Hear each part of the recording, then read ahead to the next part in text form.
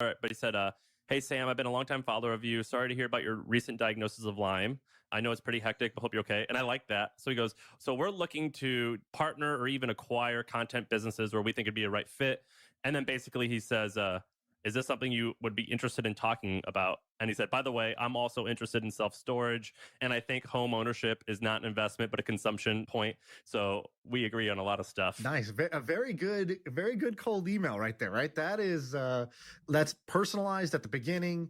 Then he dangled something that he thought might be interesting for you, like why you want to take time to talk to me. And then like kind of build some rapport real quick and showed that this wasn't a generic outreach that I got when I was going through it. I should have given you this earlier, but too late. But basically, I thought I was a good negotiator, right? I used to play poker. I thought, okay, I know how these pots go down. I know how to bluff. I know how to bet. I know how to whatever. I asked this guy who was helping us with the deal. He was like a banker. So he's done many, many transactions. I said, hey, can you listen in? I'm going to record myself doing this part of the conversation, or we could do like a role play. And let's just tell me if I'm doing it right. And because I don't know, when are they going to talk about price? Are they going to ask me for a number? Are they going to come with a number? How's it going to work? You know, am I doing too much? Am I doing too little? I recorded my reaction to it. I thought I did great. In your example, they said 8. I wanted 10. I asked for 12, right? And I thought, okay, I did the thing. And he was like, yeah, you don't want to do what you just did. And I was like, well, what do you mean? He goes, think about it like this. In a hand of poker, what do you really want? You know, the first thing is you want to win. But if you don't win, what's the second best thing you can get? It's information. He's like, you're giving away so much information so quickly. And he's like, don't give anything. Don't react. And he's like, they're going to ask you for a number and you're going to say, I don't know. You can play the good guy card and you're basically like, you know, price is secondary to us. Really, it's about the right fit. And of course, like price is super primary in many cases. The way I look at it is price is primary and fit is the deal breaker if there's no fit. Or if price is close between 2 or 3 options, then you go with the better fit. If they ask you for a number, you give them no information. You say, you don't know, you'll have to think about it, blah, blah, blah. You come back to them. I was trying to do all this complex anchoring and all this other shit. No, don't do it. Same thing where they came with a price. Also, don't react. You say, appreciate you guys coming forward with an offer. That's really helpful so we can think about this. I'm going to, take some time to digest this and I'll get back to you. That's it. And he's just like, and then he's like, you get back to them later. We'll talk about it. We'll figure out what to do next. And so that was the main thing I was doing wrong, was I was just giving out too much of a signal, whether this was a good offer or a bad offer. I didn't need to give any signal. And in fact, that darkness actually made them feel like it was too bad of an offer every single time. And they would just come back and negotiate with themselves because I would just go dark for like a period of 3 days. And they just took that as like, oh my God, we're way off. And it was better than me saying any number. And so that was the advice I got and I started taking. I wish I had told you that a little sooner. Well, which is like, he's like, when I was younger, it was all about having the freedom to do something like, oh, I want the freedom to go on this boat, or freedom to, live wherever I want, have mansions in different places, right? You want the freedom to do certain stuff. And he's like, the older I got, it became freedom from, like, I want freedom from having to be, having a 9-to-5 job, or having to be in one place at any given time, or having to worry, freedom from having to worry about money or worrying about health or whatever else, And I think that's an important shift, and because I think freedom to never ends.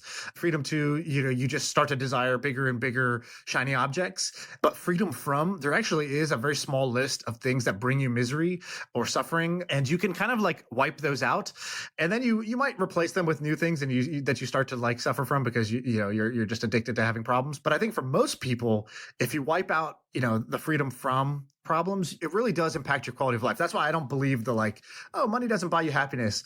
And I would say like, yeah, I don't know what the right way to phrase it is, but money does definitely buy off misery. It gets misery to go the fuck away. There's definitely some suffering that you just stop having when you have money, because the money can solve that problem. It has its own set of problems and it doesn't solve all problems. That part is true. 5 different ways that other service businesses could actually think about kind of designing their business for an exit, and some of the things I implemented and thought about as well. And the first one, to your point of what you just kind of talked about, was I had written down like passing the laptop test. And essentially what I mean by this is, if you closed your laptop today, like how long would your business survive? And that's really important, because if someone's going to buy your business, it's a huge tell like how dependent the business is on you. And the more team you can have implemented and built around yourself, where you could close your laptop and step away for 2 weeks, a month, which is like kind of the goal I try to set, then the better off your business is going to be. That's going to be really attractive for an investor. All right. Passing the laptop test. I like it. I went 36 hours without email, which is a pretty good streak for me this weekend. So I'm working on it a little bit. Yeah. And I think you can work towards it. I mean, there may be stuff you love doing. I think I'm just like, if we look at the mechanism of your business and the operation, like there's always going to be things you're doing, but if you closed your laptop, could your business operate and survive without you? And I think it's fun to kind of, I mean, coders use this term as like a code freeze, right? They'll code something and then they'll step away and see what breaks. And I think that's a great kind of approach for a lot of service businesses as well, is build your processes, build your team, and then take a step back, wait a few days or a day, and the problems are going to rise to the top. And, you kind of then have this checklist of what to fix, right? Yeah. Okay. I do like that. What else is on your list? Number 2, I had thinking like a software company. So thinking like a SaaS. So I think obviously there's all these different business models, but when you can think and operate like a SaaS, and what I'm specifically referring to is like, cool, like SaaS companies, like why are they so valuable? They have recurring revenue and MRR. They have low churn rate, long lifetime value. So these are things that service businesses 100% can implement. And when you start operating yourself and thinking like a SaaS company, that's going to put you in a really, really good position and category to someone who's maybe looking to buy you. Okay, that makes sense. What's next? Number 3, we got positioning like a product. And I know you've talked about this before on other episodes, but productizing. And this is kind of, obviously something I'm a huge advocate of and fan of, but it's like, how can you position yourself like someone is going to come to your site and buy something like they're buying something on Amazon? So productizing your service offering, fixed scope, fixed price, the ability to buy right then, all that really helps and streamline kind of the thing that the service offering that you are actually offering. Obviously, there's a lot of, we could dive into productizing, but that's a huge part of making a service business attractive and scalable. On the productizing thing, did you get people who still wanted to talk to you? Like, okay, here's the menu of different offerings. Here's what you get at different price points. Did you still get people like hitting the little live chat button or like, can I request a call? Like, I just want to talk to somebody about this. Yeah, no, I think for sure. I think it's not that you're not trying to talk to anyone. I think it's just, how could you have, like, I think we have this goal, or like I do at least, like, how could you make it possible to have a no sales close? Maybe it's not possible with your business, but moving that much closer, how could you make your marketing, your positioning, your social proof, the positioning of your product and the pricing in such a way that someone could buy without talking to you? I think oftentimes someone does, especially depending on the price point of your service offering. But even if that's the case, then how can I have like a one sales close? And that's like a huge shift and a huge step, and could drastically change like how most service business operate if you just kind of think in that way. No, I like it. All right, number 4. Number 4, depersonalization. So I think this one's huge, and it kind of flows into the laptop test, but does the operations depend on you?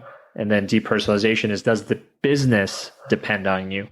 So I think that's a huge one, because the more connected you are to the business, whether it's a personal brand, et cetera, or if everything depends on you from like a marketing and network and connection space, that one is going to kind of hold you back, especially on the sale of a business. So working to depersonalize the business and disconnect it from yourself is a huge one as well.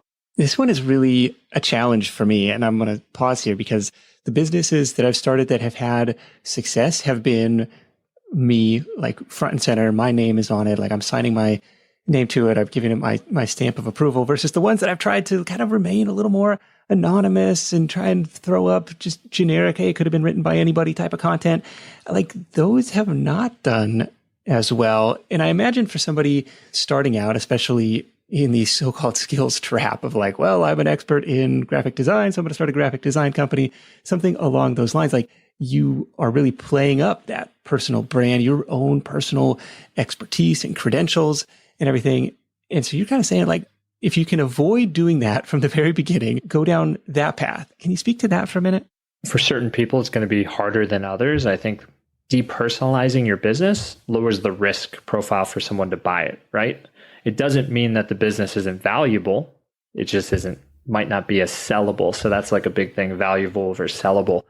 But I think Yeah, it's one of those things that if you start like that, because you're right, it may be like you may have a huge network, which you talked about before, and people know you. And I think you can still be connected initially, but like if it's nickloper.com or Nick Loper video editing versus like a branded option, I think the goal is to work towards like it not being super dependent on you, even though you still might be the face.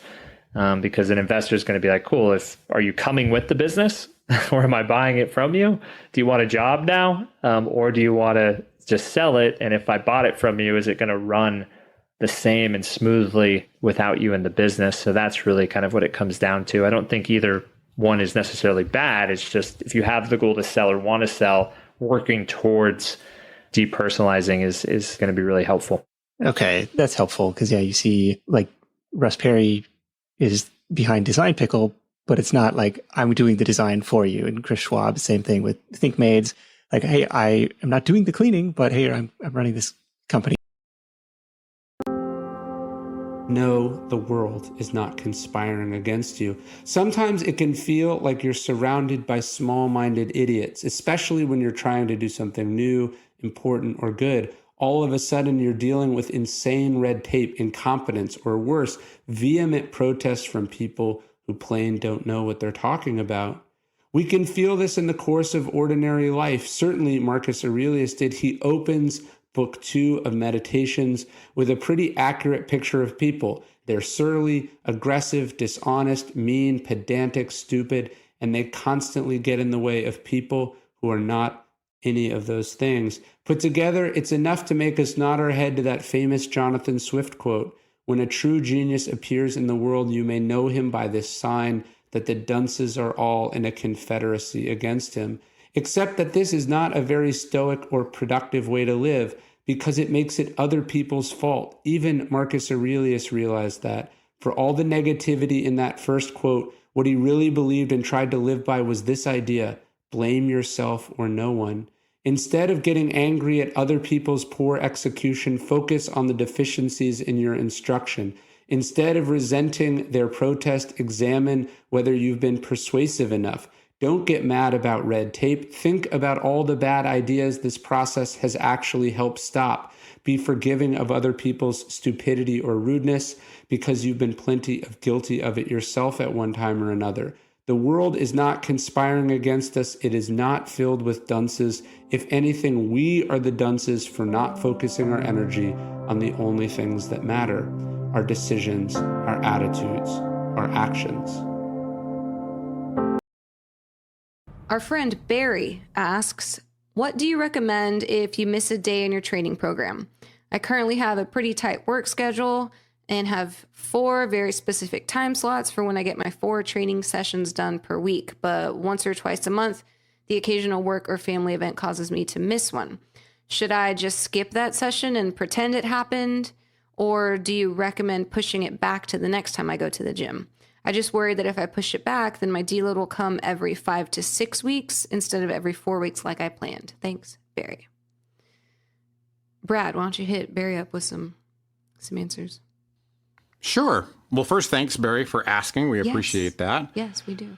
And you know, my advice for Barry is a reflection of myself. I used to worry about this quite a bit, you know, when I was early in my lifting career.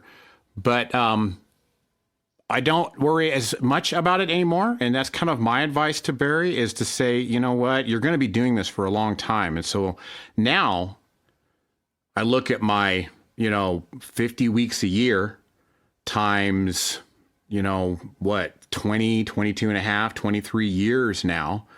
And those one sessions that I missed or that I pushed back, they just all kind of come out in the wash, right? So really the answer to this question in a nutshell is yes. You can skip it and pretend that it happened. You can push it back to another day.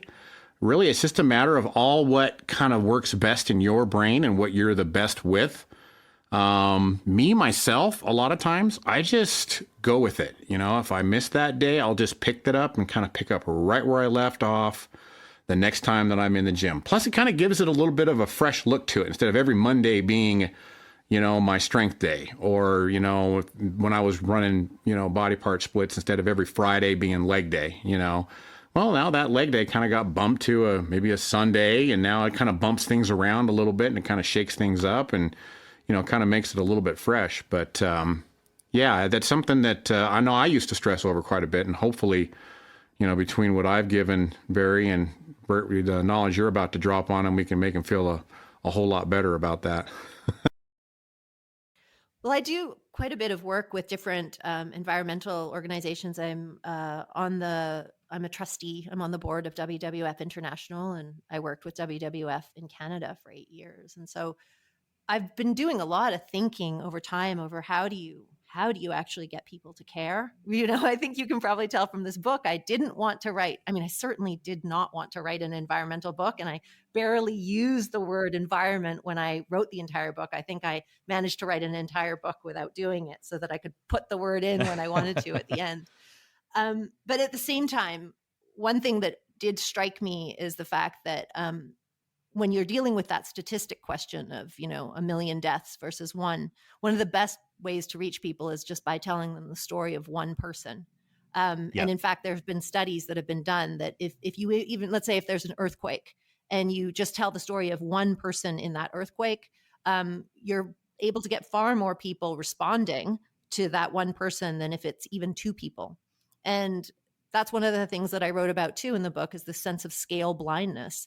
And people have done studies on this. If you have, for example, just hypothetical seabirds, let's say you have 8,000 or 80,000 or 800,000, people respond in almost the exact same way. They'll donate $7 or $8 or $7. You know what I mean? They can't even differentiate, even when the difference is 7,000 versus 700,000 seabirds that are covered in oil slicks, for example. So as the numbers start to get really big, we do have a perceptual blindness. We're not able to really pick that up or differentiate it. And that's because, as cave people, we never really needed to. We were never dealing in the billions when we were out in the savannah hunting.